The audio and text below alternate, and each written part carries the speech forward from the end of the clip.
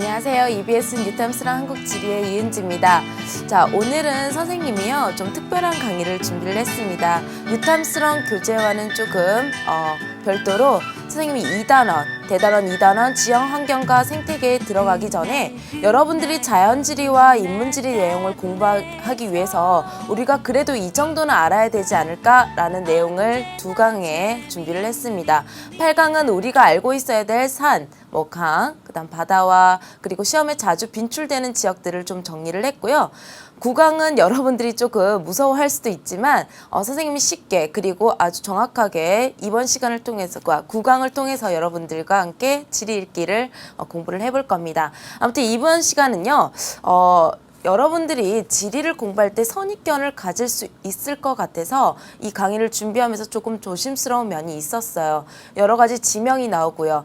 산맥 이름들도 나오고 강 이름들도 나와서 역시 내가 지리를 싫어했던 이유가 바로 여기 있었는데 하면서 조금 선생님과 거리가 멀어질 수도 있습니다. 가까워지지도 않았는데 벌써 멀어지려고 하죠. 그런데 지리는 암기가 아니에요, 여러분.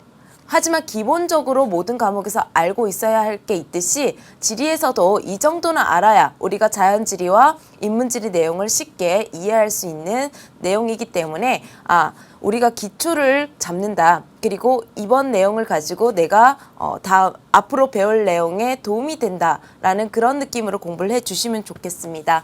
자, 먼저 우리가 첫 번째로 우리의 산줄기 그리고 주요 산들에 대해서 정리를 해볼 건데요. 여러분들이 잘 알다시피 우리나라는 산이 많아요.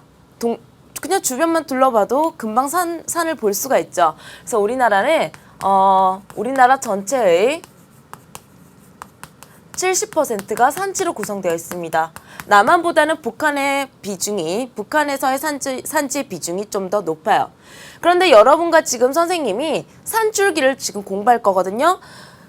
지도를 보자마자 허걱 이렇게 한 친구들도 있을 거예요. 선생님도 여러분들 초등학교 사회 교과서를 봤는데 산맥 이름을 이렇게 빈칸 넣게 하는 것이 있더라고요. 좀 놀랐어요. 초등학생이 이걸 외워야 되나? 사실 여기 나와 있는 산맥들을 다 알지 못해도 충분히 수능까지 해결할 수 있습니다. 4가지 산줄기만을 기억하더라도 우리가 수능까지 충분히 해결 가능하고요. 선생님 지금 몇 년째 계속 고3을 가르치고 있는데 지금부터 배울 4개의 산줄기만 정확하게 위치와 그 특성을 기억하더라도 우리가 충분히 수능까지 대비할 수 있으니까요. 지금부터 주요 산줄기 정리를 한번 해볼게요. 큰 산줄기, 1차 산맥이라고도 하는데 그것은 나중에 정리하기로 하고요. 북부 지방에 2개, 남부 지역에, 그러니까 남한 지역에 2개가 있습니다. 자, 여러분들이 아마 이 4개 중에 2개는 아마 알고 있을 거라고 예상을 하는데요. 먼저 북부 지방에 꼭 알고 있어야 될 첫 번째 산맥은 낭림산맥입니다. 낭림산맥 발음이 잘 안 되는데 자, 낭림산맥 이름이 이쁘죠?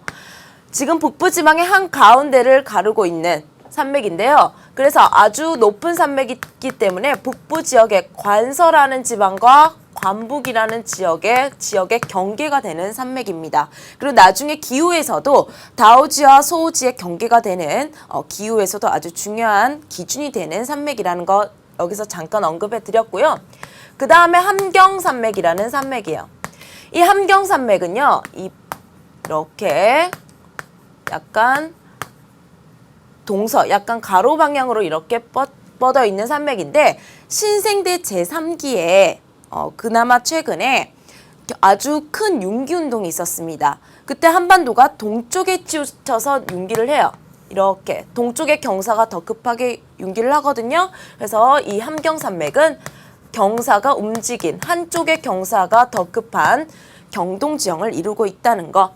자, 그리고 이 낭림산맥과 함경산맥 사이는 개마고원을 이루고 있죠. 고도가 높은 개마고원, 우리 한반도의 지붕이라고 불리는 개마고원이 여기 있습니다. 그래서 북한에서는 이 낭림과 그 다음에 함경을 꼭 기억을 해 주시길 바랍니다.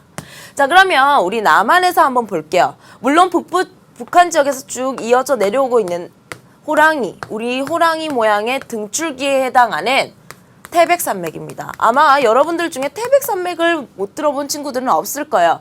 이 태백산맥은 우리 영서 지역과 영동의 경계가 되는 아주 큰 기준이 되는 산줄기고요. 매우 뚜렷하고 그 다음에 연속성도 매우 강하죠. 그 다음에 소백산맥입니다. 이 소백산맥은요. 이렇게 이 방향으로 뻗어 있고요. 이 소백산맥 남쪽이 바로 영남 지역이라고 불리는 경상남도와 경상북도의 경계가 되는 그 산맥입니다. 자, 그래서 태백과 소백. 그래서 4개 중에 이미 여러분들 2개를 알고 있었으니까요. 자, 지금 이렇게 4개는 꼭 기억을 해주시고요. 자, 선생님과 이제부터는 뭐를 정리해 볼 거냐면요. 우리의 주요 산, 우리나라의 주요 산들을 정리를 해볼게요. 산은요, 크게 이렇게 분류를 합니다. 화산, 그 다음에 돌산, 흑산이 있어요.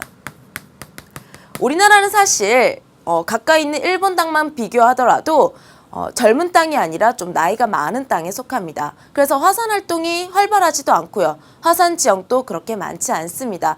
그렇기 때문에 우리나라에서 화산 지형은 일반적인 지형이 아니라 조금 특별한 스페셜한 지형이기 때문에 시험 문제에서도 아주 잘 나오죠. 먼저 백두산이에요. 우리나라의 영산이라고 불리는 백두산인데, 자, 백두산 기억을 해주시고요. 시험 문제에서도 간혹 나오죠. 이 천지, 칼데라호인 천지가 가끔 언급이 됩니다. 칼데라호. 자, 그 다음에 우리 남한에서 기억해야 될 대표적인 하산으로서 한라산이 있어요. 한라산 그 자체가 제주도죠. 제주도가 한라산이고, 자, 우리나라에서 남한에서 가장 높은 산인 한라산도 마찬가지로 화산 활동에 의해서 만들어진 산입니다. 그 다음에 육지에 지금 한반도 위에 있진 않지만 동해상에 우리가 화산 활동으로 만들어진 2개의 섬 기억나십니까? 울릉도와 독도도 화산 활동에 의해서 만들어진 지금 섬이죠. 자, 그 다음에 우리가 돌산하고 흑산이 있는데, 여러분 느낌이 어때요? 돌산은 돌이 이렇게 뭔가 경관상 돌이 이렇게 드러나 있는 것 같고요. 흑산은요, 폭신폭신한 토양층이 두텁게 잘 만들어진 그러한 느낌이 들 겁니다. 자, 그래서 돌산은요, 기반암 자체가 화강암이에요. 이 화강암은요, 원래 지하 깊숙이 마그마가 굳어져가지고 만들어진 암석인데, 그게 오랜 세월을 거쳐서 그 화강암을 덮고 있는 토양층이 이렇게 침식이 돼서 날아가요. 그러면 이렇게 화강암이 드러나죠. 그 드러나는 과정에서 틈이 적게 생긴 부분은 그대로 암석처럼 드러나 있습니다. 그게 우리가 지금 산의 봉우리로 바라보고 있는 거예요. 여러분, 금강산 12,000봉이 바로 화강암 덩어리입니다. 그래서 돌산은요, 금강산이 대표적이고요. 설악산도 있고요. 자, 이 사진에서 이게 설악산입니다. 돌산의 이름에는 이렇게 악자가 들어가는 경우가 많아요. 왜냐하면 여러분, 여기를 등산한다고 생각해 보세요. 암벽 등반과 같이 전문가가 아니면 여기를 정상까지 오르기가 힘들겠죠. 그만큼 산이 험준하다, 악하다, 나쁜 악자를 써서 악자가 많이 들어가요. 서울에서는 무슨 산이 있을까요? 관악산도 있고요. 그 다음에 북한산도 있고요. 그래서 우리나라에서 악자가 들어간 산들을 한번 떠올려 보면 될 겁니다. 북한산. 또 시험에 많이 나왔죠. 자, 그 다음에 흑산은 뭐냐면 기반암이 편마암이에요. 이 편마암이라는 암석은 아주 오래된 암석인데, 이게 풍화되는 과정에서 아주 미세한 토양 입자로 부서집니다. 그게 차곡차곡 쌓여서 아주 두툼한 식물이 뿌리 내리기 좋은 그런 토양층을 만들어내죠. 그래서 이 흑산은요, 식물들의 다양성이 매우 풍부하고요. 그 다음에 봉우리 끝까지 다양한 식생들이 잘 자랄 수 있는 조건이 마련되어 있어요. 그래서 우리나라에서 대표적인 흑산, 이번 시간에는 이거 하나만 기억하고 갈게요. 지리산입니다. 어머니와 같은 산이라고 불리는 지리산은요, 바로 소백산맥 끝자락, 여기에 위치하고 있죠. 그래서 이게 지리산의 모습이고요. 식물뿐만 아니라 이 다양한 식물과 함께 더불어 사는 동물의 다양성도 매우 다양하기 때문에 국립공원으로 첫 번째로 지정된 곳입니다. 반달곰도 살죠, 여러분. 그래서 우리가 지금 주요 산줄기와 그 다음에 주요 산들을 정리해 봤습니다. 어렵지 않죠? 자, 그러면 자, 넘어가서 이번에는 하천 지형을 정리해 보도록 할게요.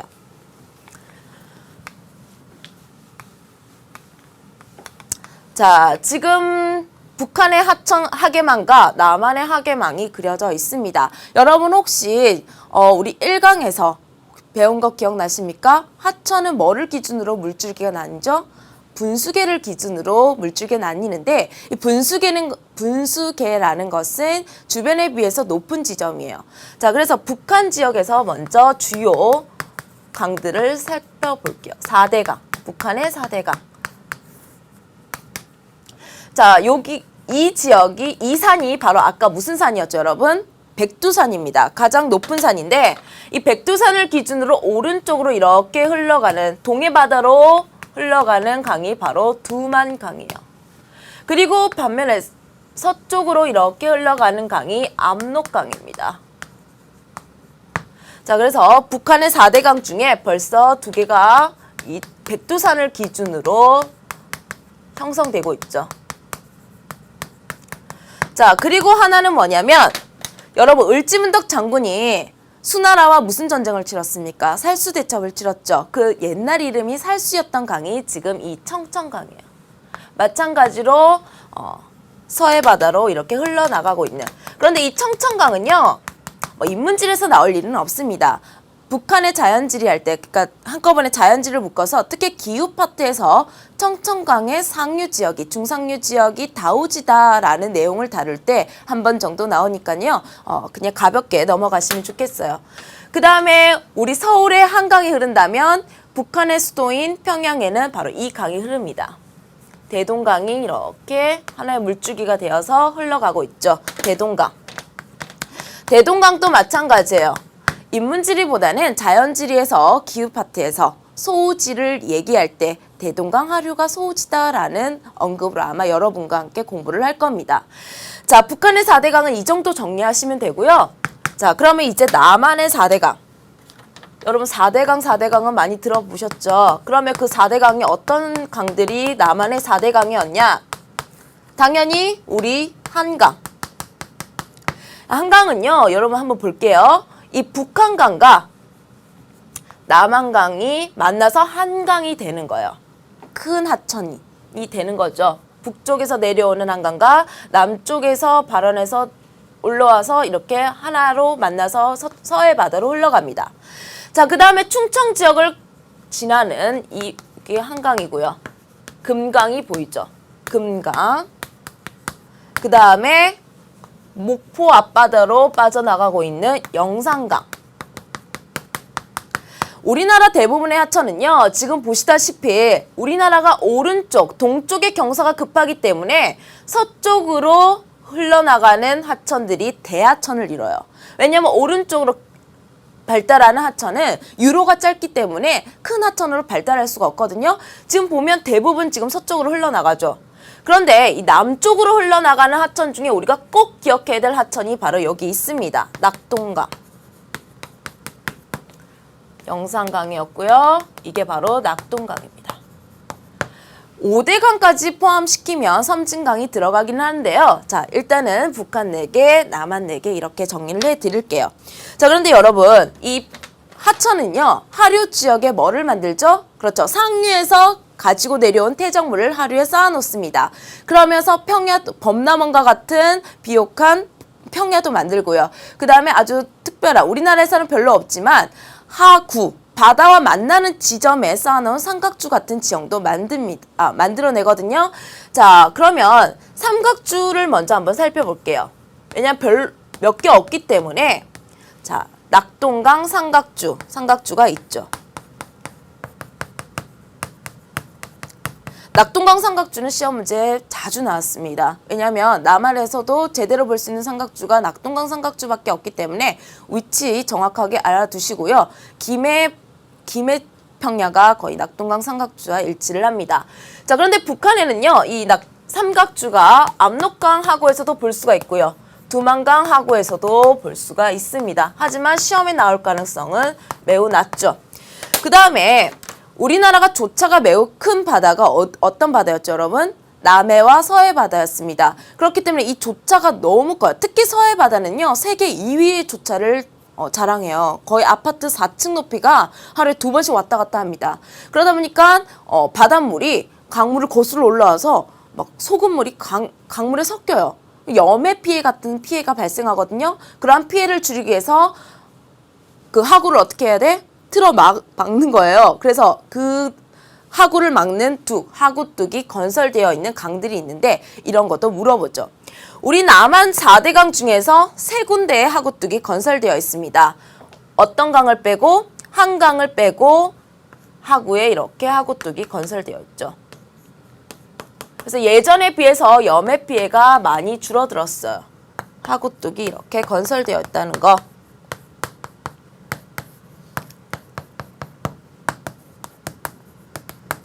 자, 그 다음에 아까 선생님이 얘기했는데 주요 평야들은 몇 가지만 기억하시면 됩니다. 우리 한강 하류에 무슨 평야 있죠?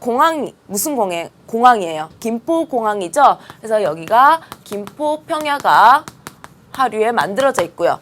금강 하구에는요, 네, 호남평야가 있습니다. 물론 그 주변에 김제평야 같은 것도 있는데 호남평야 정도만 기억해 주시고요. 그 다음에 영산강이 흘러서 만들어낸 그 평야가 나주평야가 있습니다. 그 다음에 낙동강 하구에도 하류 지역에도 평야가 만들어져 있는데 아까 낙동강 삼각주와 그 범위가 거의 많이 일치를 한다. 무슨 공항이 있죠? 김해공항 있죠. 거기도 자 김해 평야가 여기에 있습니다. 자, 그래서 선생님과 하천 그리고 하천이 만들어낸 지형 평야 그 다음에 하구뚝까지 선생님과 함께 살펴봤고요. 자, 그 다음 주제로 한번 넘어가 볼게요. 자, 세 번째는요. 이 산줄기에 의해서 혹은 여러 가지 현대적 기준에 의해서 우리나라 지역 구분을 해볼 겁니다. 먼저 아주 간단한 쉬운 거부터 해볼게요. 자, 우리 가끔 기상캐스터가 날씨를 알려주면서 뭐라고 해요? 중부지방은 흐리고 가끔 비가 내리겠지만 남부지방은 맑고 화창한 날씨를 느낄 수 있을 겁니다. 라고 말을 하는데 선생님 기상캐스터 됐으면 큰일 날 뻔했어요. 그죠? 덜덜덜 떨면서 지금 EBS도 지금 약간 좀 그런데 자, 아무튼 우리나라 지역 구분을 하는 데 있어서 가장 큰 대지역 구분을 먼저 해볼게요. 북부지방이라고 얘기하는 것은요, 그냥 북한 지역 전체를 우리가 간략한 구분에서는 북부지방이라고 얘기를 합니다. 그 다음에 중부지역. 이제 중부지방이 어떻다라고 했을 때 어디까지가 중부지방이지? 한번 볼게요. 수도권, 경기지방까지, 그 다음 강원, 충청권까지가 이 중부지역의 경계가 되는 겁니다. 그리고 그 나머지 전라남북도와 경상남북도, 그 다음에 제주도까지 합쳐서 남부지역에 이렇게 분류가 되는 거죠. 자, 그래서 간단한 분류를 먼저 살펴봤고요. 자, 이 전통적 지역 구분을 한번 지금부터 꼼꼼하게 알아볼게요. 우리나라 전통적인 산줄기 인식체계가 뭐였죠, 여러분? 산경도였죠. 산경도에서는 분수계를 기준으로 이 지역 구분을 했습니다. 그래서 이 전통적 지역 구분의 그림을 보니까 우리가 앞에서 배웠던 큰 산줄기가 표시가 되어 있습니다. 그것을 기준으로 지역 구분이 이루어졌다. 왜? 분수계를 기준으로 하면 우리 인간의 생활권, 문화권을 파악하는데 유리하더라. 기억나셔야 됩니다, 여러분. 자, 그래서 우리 이 관북, 관서, 약간 어색한 단어들이 보일 수 있는데, 자, 관자가 들어간 세 지역을 먼저 볼게요. 이 관자는요, 이 천령관의 관 때문에 나뉘어진 지역이기 때문에 다 똑같이 관자가 붙여져 있습니다. 이 천령관이라는 아주 큰 고개를 기준으로요, 서쪽이 관서가 됐어요. 그 다음에 오른쪽이 관북이 됐고, 그 아래쪽이 관동 지역이 됐는데, 자, 천령관이라는 큰 고개를 기준으로 관서와 그 다음에 관북, 그 다음에 관동으로 나눴습니다. 아까 선생님이 관서와 관북을 나누는 큰 산줄기로서 낭림산맥이 있다 그랬죠. 마찬가지로 이 관서와 관북을 나누는 뚜렷한 경계에 이것도 포함된다는 거 함께 알아두시고요. 이 관서지방은요, 옛날에 과거에 지금도 마찬가지지만 평안남북도가 여기에 속합니다. 근데 여기에 북한이요, 과거에는 평안남북도라는 도만 있었는데 이전에 이 행정구역이 개편되기 전에 북한은 큰 도가 6개 정도 있었고 남한은 8개가 있었어요. 북한의 입장에서 남한과 비슷한 수준을 맞춰야 되죠. 그래서 새로운 행정구역을 만들어서 이 관서지역에 자강도라는 도가 하나 더 추가가 됐습니다. 자, 관북지역은 지금의 함경남북도와 거기에 추가된 양강도까지 합쳐서 관북지역으로 이렇게 나뉘어져 있습니다. 자, 관동지역은요, 여러분 그 문학 시간에 정철의 관동별곡을 배울 거예요. 자, 그때 관동별곡이 정철이 어디를 유람하면서 적은 그런 기행문이죠. 그렇죠. 강원도 지역을 유람하면서 적은 기행문입니다. 자, 그래서 관동지역은 지금의 강원도 지역인데 사실 관동 지역은 한 번 더 나뉠 수가 있습니다. 지금 보면 태백산맥이 이렇게 보여요. 이 태백산맥을 기준으로 사실 하나의 강원도는요, 영동과 영서라는 또 다른 지역 구분이 가능합니다. 사실 영동과 영서는 같은 강원도에 있지만 문화 차이, 언어 차이가 상당하다고 해요. 자, 그래서 이것은 영동과 영서로 태백산맥에 의해서 한 번 더 나뉘어질 수 있다는 거. 그 다음에 뭐가 있죠? 해서지역이 있죠. 서울에서 바다를 건너서 위치한 저 해서지역은 시험에 거의 나오진 않습니다. 황해도가 지금 현재 해서지방에 속하고요. 그 다음에 경기예요. 경기는 잘 보시면 그야말로 서울 경자의 주변 기자입니다. 서울 주변 지역이라는 뜻이에요. 지금도 경기도죠. 자, 그 다음에 호서지방입니다. 호서라는 것은 이제 여러 가지 추론이 있는데 옛날에 의림지라는 호수가 있었어요. 그 호수의 서쪽이라 해도 호서지방이라고 불렸을 것이다. 혹은 금강의 옛날 이름이 호강이었습니다. 그 금강을 기준으로 서쪽에 위치한 지역이라 그래서 호서지방이라고 불렸을 것이라는 두 가지 정도의 추론이 있는데 아무튼 이 지역은 지금 현재 충청도 지역을 의미하고 있는 지역이죠. 그 다음에 시험 문제 정말 많이 언급되는 곳은 바로 이 지역과 이 지역의 이름입니다. 호남과 영남이에요. 자, 호남 아까도 말씀드렸지만 그 금강의 옛날 이름이 호강이었다. 그래서 그 호강의 남쪽 지역이 호남 지역인데 전라도를 얘기하는 거고요. 영남은요. 아까 소백산맥이라는 큰 산줄기 기억나시죠? 이 소백산맥의 남쪽 지역이 바로 영남, 경상남도와 경상북도를 포함하는 그 지역이 됩니다.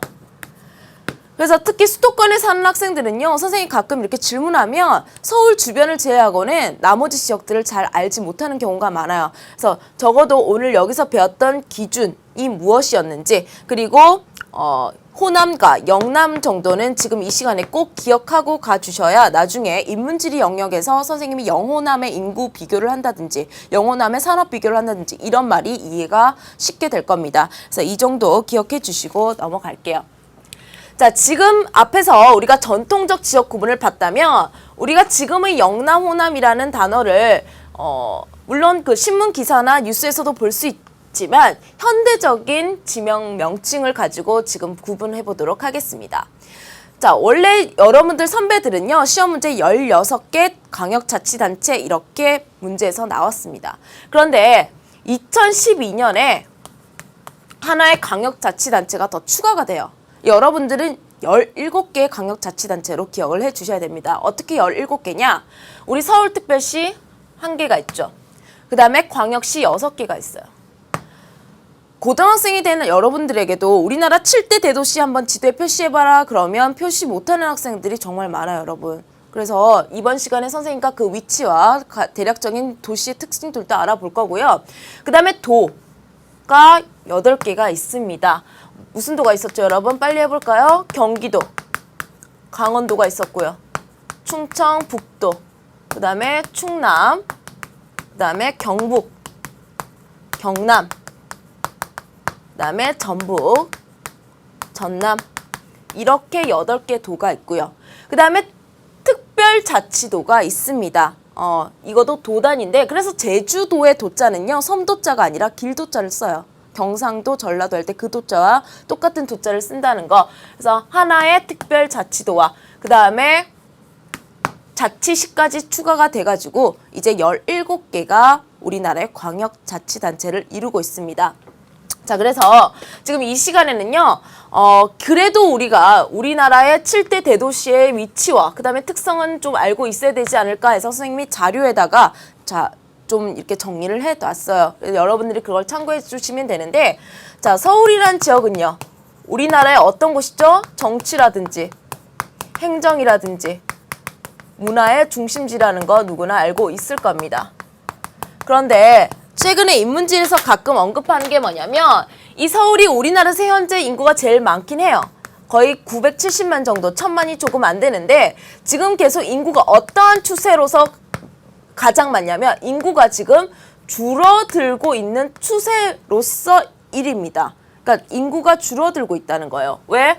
너무 이제 도시화가 많이 되고요. 인구가 너무 많고 산업시설들이 이제 외곽으로 빠지면서 주변 신도시와 위성도시로 인구가 이렇게 분산되고 있습니다. 그것을 우리가 교외화라고 하죠. 그래서 주변 경기 지역이나 인천 지역은 인구가 느는 반면에 서울은 인구가 조금씩 줄어들고 있습니다. 하지만 여전히 우리나라의 인구 1위를 차지하고 있는 지역이 있죠. 자, 두 번째 인구가 많은 지역이 바로 어디냐면 부산이에요. 부산은 인구 2위인 지역이긴 하지만 서울과의 차이가 매우 많이 납니다. 얼마 정도 되냐면 한 350만이에요. 그래서 우리나라는요, 1위 도시의 인구가 2위 도시의 인구보다 2배가 월등히 넘죠. 그러한 도시 현상을 우리가 뭐라고 하냐면 종주도시화가 나타난다라고 얘기합니다. 마찬가지로 이 부산도 교외화가 나타나요. 왜냐하면 과거에는요, 신발이라든지 가발이라든지 식료품과 같은 경공업이 매우 발달을 했어요. 그런데 이런 경공업은요, 저렴한 노동력을 바탕으로 해요.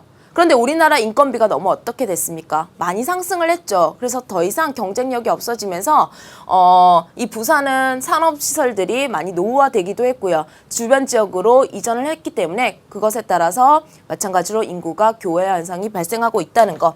자, 하지만 부산에서 가끔 시험 문제에서 이걸 물어봐요, 여러분. 답사 코스 문제라든지 이런 거에서 BIFF 들어보셨습니까? 원래 PIFF였는데 부산의 그 영어 표기가 바뀌면서 국제 세계 영화 페스티벌 축제가 가끔씩 시험 문제 언급된다는 것도 알아두시고요. 그 다음에 우리나라에서 인구가 세 번째로 많은 곳은 인천입니다. 원래 네 번째였는데 이렇게 치고 올라왔어요. 세 번째로. 왜? 서울의 인구가 분산하면서 인천에 유입되고 있고, 반면에 원래 3위였던 대구는요, 서울, 부산과 마찬가지로 인구가 지금 줄어들고 있는 추세입니다. 결국 인천이 3위가 됐죠. 서울의 외항으로서 관문적인 역할을 하고 있고요. 그 다음에 항공교통의 중심지죠. 인천국제공항이 인천 영종도에 위치하고 있고요. 그 다음에 인천은요, 그것뿐만 아니라 뭐 조선공업이라든지 자동차공업이라든지 제철공업과 같은 중화공업도 발달되어 있는 지역입니다. 자, 네 번째 대구를 볼게요. 대구는요, 사실 기후에서 여러분들과 많이 만나게 될 겁니다. 대구 하면 뭐가 떠올라요, 여러분? 엄청 덥고, 그리고 비는 적게 오는 극서지와 소우지의 내용으로 대구를 다룰 거고요. 그리고 대구는 한때 과거에 섬유공업이 매우 발달을 했습니다. 일제강점기 때도 섬유공업으로서 매우 유명했는데 마찬가지로 섬유공업도 저렴한 노동력을 바탕으로 하는 공업이에요. 그러다 보니까 메리트가 경쟁력이 떨어졌죠. 많은 공장들이 중국이라든지 동남아시아로 이전을 했습니다. 그러면서 산업의 공동화, 산업이 조금 위축이 됐죠. 그래서 지금은 새로운 고부가 가치 산업으로 도약하려고 변화를 시도하고 있다는 거. 자, 그 다음에 이제 뭐가 있죠? 대구 다음에 대전이 있습니다. 대전은요, 이 글자 나오면 무조건 이 충청 지역, 대전 일대를 이야기하는 거예요. 천안, 아산, 이런 대전 지역인데 육상교통의 결절점입니다. 교통의 요지다 이런 얘기예요. 여러 가지 교통로가 만나는 지점이 결절점이거든요. 결절이 된다. 철도교통도 이 대전을 기준으로 나뉘고요. 호남선과 경부선이 이렇게 쫙 나뉘는 기준이 이 대전 기준으로 나뉘고요. 고속도로도 마찬가지입니다. 그죠? 그래서 예로부터 육상교통이 매우 편리했고 말을 갈아타던 곳이 이 주변에 있었습니다. 자, 그리고 이 대전은요, 카이스트라는 대학으로 아주 유명한 곳인데 그러다 보니까 그 대학생들 연구원들을 바탕으로 첨단 산업이 매우 발달되어 있는 지역이다 정도만 정리해 주시면 되고요. 자, 광주예요. 이 광주가 빛광자죠. 선생님이 조금 이따가 설명할 건데 이 광주는 여러분 야구팀 중에 기아 그죠? 기아 아시죠? 그 기아라는 자동차 회사가 유명한데 자동차 공업으로 유명하고요. 그 다음에 이 광자가 빛광자예요. 이 전라도 지역은요. 일조 시수가 매우 길고 그 다음에 태양빛이 좋기 때문에 그것을 바탕으로 태양광 발전소가 많이 있습니다. 그래서 광주에 태양광 발전소가 직접 있는 건 아니지만 태양광 발전 연구소가 이 광주에 있죠. 그리고 그 주변 지역들의 발전소가 많이 분포하고 있고요. 발전량도 우리나라 전체에서 전남이 가장 월등히 많습니다. 자, 그 다음에 가장 늦게 승격된 광역시가 울산이에요. 가장 늦게 승격돼봤자 1997년에 승격이 됐습니다. 지금부터 17년 전의 일이죠. 자, 지금 인구가 한 110만밖에 안 되지만 인구가 적다고 우습게 보면 안 됩니다. 우리나라 지역 GDP, GRDP가 우리나라 최고예요. 우리나라 평균 GDP, 1인당 GDP보다 2배가 넘는 그런 도시예요. 왜냐하면 그만큼 인구에 비해서 생산성이 좋기 때문이겠죠. 우리나라 제1의 중화공업지역입니다. 원래는 고래 잡고 물고기 잡던 어촌이었어요. 그런데 이제 70년대 이후 산업화 과정에 있어서 이 울산을 많이 개발을 했고요. 투자도 많이 이루어졌고요. 아주 유명한 회사들이 여기를 기점으로 시작을 했죠. 그래서 제1의 중화공업 도시로서 자동차 공업도 유명하고요. 그 다음에 석유화학도 유명하고요. 조선공업도 유명하죠. 자, 그래서 선생님이 많이 언급하지 않았습니다. 하지만 우리가 우리의 7대 도시의 위치 정도는 스스로 표시할 수 있어야 되고요. 어떠한 특징이 있는지 지금 이 시간 이후에는 한 가지 정도는 이야기할 수 있어야 되지 않을까 선생님 생각을 해요. 자, 그 다음 넘어가 볼게요. 자, 스스로 정리하는 시험에 매우 자주 나오는 지역인데 선생님 지금 뒤에 보면 빈칸으로 뚫어져 있는 지역들이 있습니다. 그 지역들이 시험 문제에 많이 나온 지역이에요. 그런데 지금 수도권은요. 빈칸이 한 군데도 없습니다. 그럼 선생님 수도권은 시험 문제 안 나오나요? 수도권이라는 거는 수도권 전체를 한 묶음으로 출제되는 문제가 많습니다. 바로 서울과 인천, 경기 지역을 우리가 수도권이라고 정의를 하고 있습니다. 그래서 이것은 우리나라의 대표적인 대도시권이에요. 그래서 인문지리에서 많이 다루는 지역이기 때문에 답사 코스 문제보다는 오히려 도시 문제에서 대도시의 확장이라든지 대도시권에서 그러한 주제로서 만나기 때문에 지금은 그냥 편안하게 넘어갈게요. 왜냐하면 앞에서 서울하고 인천을 이미 다뤘기 때문에. 자, 그럼 충청권부터 한번 볼게요, 여러분. 자, 지금 선생님이 이걸 준비하면 조금 조심스러웠던 얘기가 여러분들 거기가 어디야? 여기 이런 거 되게 거부감이 커요. 지명 이런 거, 위치. 하지만 그래도 우리가 앞에서 이 정도는 알아야 된다라는 곳만 선생님이 모아놨기 때문에 선생님이랑 한번 천천히 살펴보도록 할게요. 지금 이게 충청권입니다. 이 선을 기준으로 왼쪽이 충남이고요. 오른쪽이 충북이에요. 나비 모양처럼 생겼죠. 그리고 그 한가운데 대전이라는 광역시가 위치하고 있습니다. 그리고 하나의 새로운 자치시, 세종특별자치시가 바로 이 위에 위치하고 있죠. 그 다음에 선생님이 이렇게 지금 기차라든지 고속도로가 지나간다고 했는데 예로부터 이 지역도 교통이 매우 편리했습니다. 선생님 조금 잘못 표시했네요. KTX가 지나가는 게 이렇게 지나가거든요. 선생님 왜 이것까지 알려드리냐면 작년 고3 모의고사에 KTX 노선과 관련된 노선 경로와 관련된 내용도 모의고사에 나왔습니다. 그래서 여러분 혹시 민요 중에 천안산거리 아십니까? 그 선생님 지금 불러줄 수는 없는데 선생님 노래 부르는 거 엄청 무서워하기 때문에 자, 그 천안산거리라는 민요가 있을 만큼 여기는 교통의 요지라는 거. 그래서 아산하고 천안 교통의 요지로서 기억을 해주시면 되겠고요. 그다음 여기가 당진이에요, 여러분.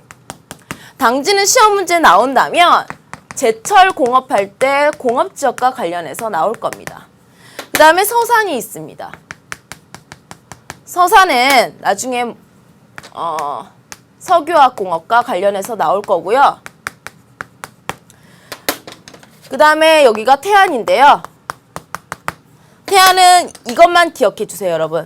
신두리 해안사구. 해안 지형에서 나오는 사구인데요. 이것은 천연기념물로 지정이 되어 있고요. 그리고 여기서 만들어진 습지가 람사르 습지에 등록이 되어 있습니다. 아주 유명한 지역이라는 거 간단하게 알아두시면 되겠고요. 그 다음에 이제 여기는 여러분들 좀 알 것 같아요. 위치는 몰랐더라도 들어는 봤겠죠. 보령. 무슨 축제로 유명한 곳이죠, 여러분? 네, 머드 축제. 이러한 힌트로서 시험 문제에 여러 번 출제가 됐어요. 그리고 여기가 석탄박물관도 있죠. 자, 그 다음에 세종 옆에 보면 여기 충북 지역에 먼저 하고 갈게요. 여기가 단양이에요, 여러분. 자, 이 단양이라는 지역은 이 붉은 단자를 쓰는데 여기가 카르스트 지형이거든요. 카르스트 지형의 석회암 지형인데 이 석회암 지형에서 나오는 토양이 테라로사라는 붉은색 토양이 나옵니다. 자, 그래서 이 단자가 붉은 단자인 이유는 이 지형과 밀접한 관계가 있다는 거 알아두시면 좋겠고요. 자, 하나 남은 게 공주인데 공주는 그냥 지명 표시만 하고 넘어가도록 할게요. 자, 그 다음 전라권입니다.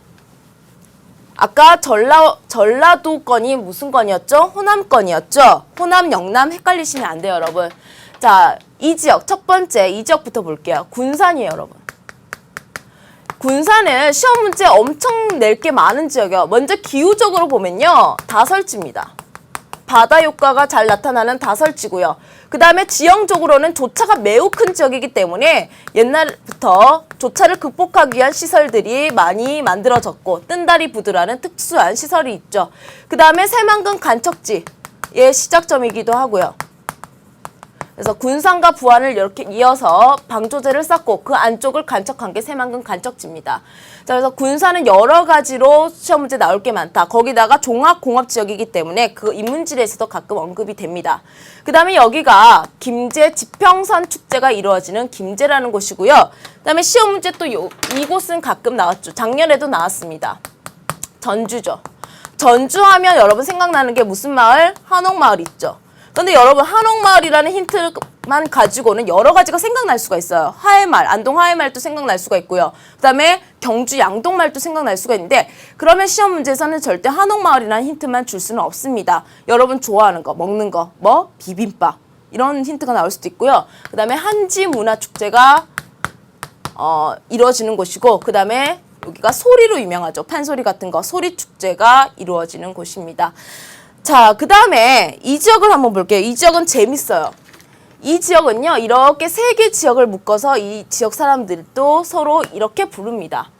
무주, 진안, 장수, 무진장 지역이에요. 무진장 눈이 많이 내리는 지역입니다. 그래서 무진장 지역은 나중에 고랭지 농업도 이루어지는 곳이기 때문에 다설지 고랭지 농업으로 여러분과 함께 지형에서 한번 살펴볼 거고요.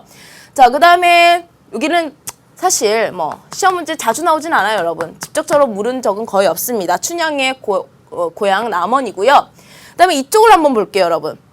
자, 이쪽에 보시면 여기가 영광 굴비로 유명한 영광입니다. 자, 그래서 여러분들 먹는 거 좋아하시는데 실제로 2010년 수능에 나왔었죠. 그래서 영광의 위치가 여기라는 거. 그런데 굴비만 기억하시면 안 되고요. 이 영광은 그때 수능 문제 출제될 때 이 단서로서 출제가 됐습니다. 원자력 발전소가 위치하고 있다. 그 다음에 굴비로 유명하다. 우리나라 원자력 발전소가 4군데밖에 없습니다. 그렇기 때문에 이 4군데 지역은 꼭 알고 있어야 된다. 그러한 의미에서 시험 문제 출제가 됐고요. 그 다음에 아주 훌륭한 축제로 평가받는 나비축제가 이루어지는 곳이 이 한평입니다. 그리고 여기가 광주의 위치죠. 자, 그 다음에 여기부터 할까요? 여기부터. 여기가 바로 광양이라는 곳이에요. 아니, 순천.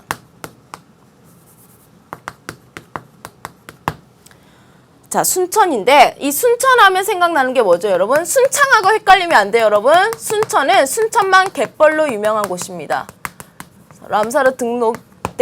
람사르 습지에 등록되어 있는 습지로서 갯벌이 아주 넓은 갯벌이 펼쳐져 있고요. 그다음에 여기 광양이에요.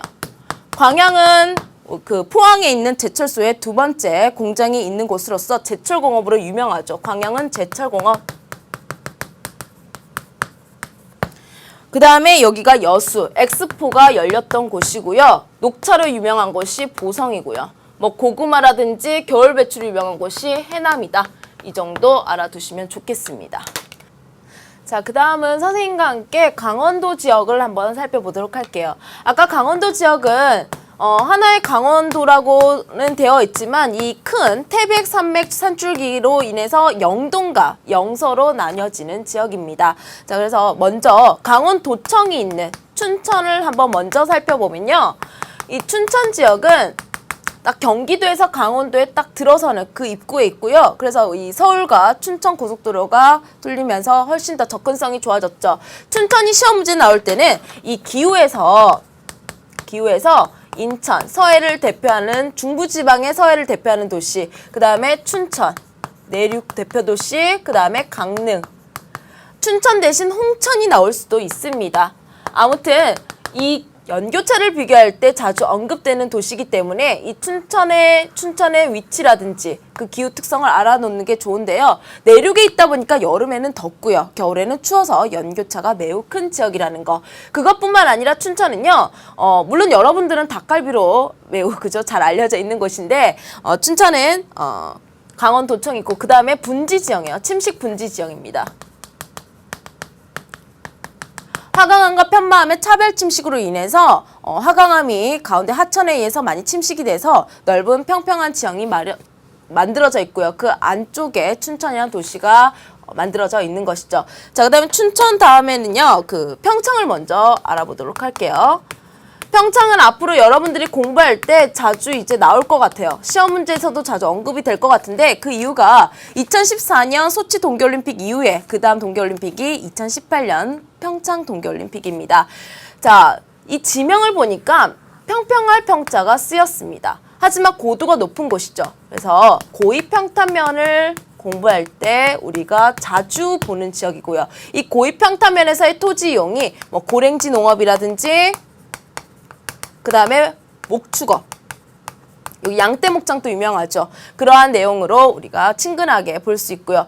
더불어서 스키장이 발달되어 있습니다. 그래서 여러 가지 기반 시설들이 좋고요. 기후 조건도 매우 좋습니다. 다설지기도 하고요. 그래서 다음 동계올림픽이 여기서 성공적으로 개최됐으면 좋겠고요. 그다음에 평창과 지금 태백산맥을 두고 이 강릉이라는 도시가 있어요.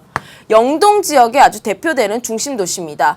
마찬가지로 동계올림픽도 이 강릉에서도 여러 경기가 이루어진다고 하는데요. 이 강릉은 선생님이 아까 춘천하면서 언급했지만 이 세 지역을 비교했을 때 동해를 대표하는 도시로서 연교차가 작아요. 살기 좋은 곳입니다. 여름에는 시원하고요. 겨울에는 따뜻한 곳인데 그것뿐만 아니라 이 강릉은 이 경동 지형, 동쪽의 경사가 급한 경동 지형을 이용해서 수력 발전을 하는 유역 변경식 발전소가 있고요. 그 다음에 각종 해안 지형이 발달하는데요. 그래서 뭐 석호라든지 경포와 관련된 석호라든지 그 다음에 사빈해수욕장 그 다음에 또 뭐가 있죠? 해안당구. 그렇죠. 정동진으로 아주 유명한 모래시계라는 드라마로 유명해진 정동진 주변은요. 해안당구 지형을 아주 잘 볼 수 있는 지역입니다. 자, 그래서 약간 이제 북쪽으로 올라가 볼게요. 이 철원 지역이 있는데요. 이 철원도 시험 문제 잘 나옵니다. 경기도와 휴전선과 강원도의 딱 경계에 위치하는 이 철원은요. 전체적인 지도에서 봤을 때 한가운데에 위치하는 것처럼 보입니다. 이 철원은 나중에 용암대지 지형으로 아주 중요한 곳이고요. 그 다음에 여기서 생산된 쌀, 오대미로 유명하죠. 선생님 또 가끔 사 먹는데 맛이 좋더라고요. 자, 그 다음 하천 옆에 양구라는 곳이 있어요. 이 양구는 아주 자부심이 대단한 곳입니다. 물론 침식분지라는 지형으로도 시험 문제 가끔 보이지만 사극, 극남, 극동, 극서, 극북을 기준으로 가장 한가운데 배꼽에 위치하는 곳이라 해서 매년 배꼽축제가 열리죠. 자, 그래서 양구도 가끔 그러한 내용으로 선생님이 언급한 내용으로 편안하게 그냥 다가가시면 되고요. 그 다음에 영월, 그 다음에 태백, 눈꽃 축제가 열리는 태백, 그 다음에 삼척 이렇게 있는데 사실 이 부분은 선생님이 전체적으로 이렇게 묶는다면 강원도 남부 지역, 남부 이남 지역을 이렇게 묶는다면 이 지역들은 고생대 지층이 위치하는 지역이에요. 이 지역이 고생대 지층. 이 고생대 지층에서는요, 우리가 지하자원을 많이 생산해낼 수 있는데 석회석이라든지 그다음에 무연탄과 관련된 산업이 발달하고 있습니다. 그래서 석회석과 관련된 시멘트 공업, 그다음에 과거에는 탄광도 매우 발달되어 있어서 한때는 태백의 땅값이 명동보다 비쌌다고 해요. 물론 지금은 그 탄광 산업이 많이 폐광이 돼서 다른 관광 산업으로 다시 도약하고 있는 곳이죠. 그래서 삼척, 카르스트 지형, 영월도 카르스트 지형이 발달돼 있다는 거, 이 정도 정리하시고 강원도는 넘어가도록 할게요. 자, 그다음 마지막 우리 경상도 지역을 공부해 보도록 할 건데요. 경상권, 같은 말로 영남권입니다. 소백산맥을 기준으로 나뉘어지는 지역인데, 자, 이 소백산맥, 태백보다는 평균 고도가 낮지만 그래도 아주 뚜렷한 산맥이고요. 이 고개가 반드시 넘어야지 이 지역에 사는 도련님들이 한양에서 과거 시험을 칠 수 있었다고 해요. 바로 문경세제가 있는 문경입니다. 자, 그래서 이 문경은요, 시험 문제 이런 힌트로서 나왔습니다. 일단 뭐 높은 고개가 있었다. 문경세제, 조령이라고도 하죠. 새도 쉬어갈 만큼 높은 고개라 해서, 그 다음에 석탕박물관이 있었다. 아, 지금 있죠. 석탕박물관이 있는 곳입니다. 왜? 이 위쪽이 강원도예요. 강원 남부 지역인데 그 연장선에 있기 때문에 이 지역들도 고생대 지층이 분포하고 있어요. 그래서 마찬가지로 문경에서도 과거에 석탄을 생산했고요. 지금은 폐광되었기 때문에 그것을 관광자원으로서 석탄박물관을 운영하면서 관광 수입을 끌어들이고 있습니다. 자, 그 다음에 이쪽 동쪽을 한번 보는데 울진이라는 곳이 있습니다. 울진을 평소에 잘 몰랐던 학생들은요, 이제 한국지리에서, 인문지리에서는 꼭 기억해야 될 위치가 되었어요. 왜냐? 우리나라 원자력 발전소가 4군데가 있는데, 영남 지역에 3군데가 있습니다. 그래서 울진 원자력 발전소, 그 다음에 울진은 카르스트 지형도 발달한다는 거. 그래서 이게 이 멘트가 모의고사에 한번 언급된 적이 있고요. 자, 그 다음 안동을 살펴볼게요. 안동은요, 여러분, 아까 우리 7대 도시 할 때 이 대구 있죠? 대구에서 그대로 위쪽으로 쭉 올라가면 됩니다. 그래서 원래 경상북도 도청이 최근까지도 대구에 있었거든요. 그 대구에 있던 경상북도 도청이 안동으로 2014년부터 이전을 합니다. 자, 그런데 이것뿐만 아니라 안동은 이미 유네스코에 등재되어 있는 2010년에 등재된 하회마을, 안동 하회마을로 너무 유명한 곳이죠. 그리고 탈춤축제, 그 다음에 여러 가지 뭐 헛제사밥이라든지 그런 먹거리로도 유명한데, 이 하회마을도 일종의 한옥마을이에요. 그래서 선생님이 앞에서 한옥마을 나왔다 그래서 무조건 안동이다, 무조건 전주다, 무조건 양동마을이다 라고 하면 안 되고요. 다른 힌트들도 가지고 가셔야 됩니다. 기후적으로는 여기가 또 낙동강의 상류 지역이기 때문에 소우지인데 그 자세한 내용은 다음 시간에 다루도록 하고요. 지금 시간 관계상 안동까지 했고요. 다른 지역들은 다음 시간에 이어서 선생님이 또 정리해 드리도록 하겠습니다. 다음 시간은 지금 못한 지역들을 다루고요. 국악, 지도 읽기를 공부할 건데요. 자료실에서 자료를 다운받으신 이후에 수업에 참가해 주시길 바랍니다.